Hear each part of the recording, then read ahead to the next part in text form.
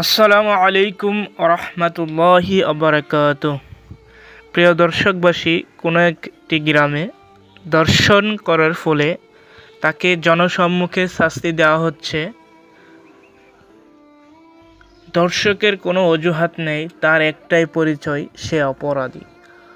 ভুক্তভোগী নারী নয়, অপরাধী লজ্জার কারণ। দর্শনের শাস্তি যতদিন কঠোর না হবে ততদিন অপরাধ বন্ধ হবে না।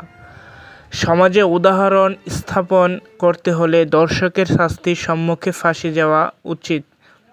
ন্যায়বিচার দ্রুত না হলে অপরাধ বেড়ে যায়। নারী নিরাপদ না হলে সমাজ কখনোই শান্তিতে থাকতে পারে না।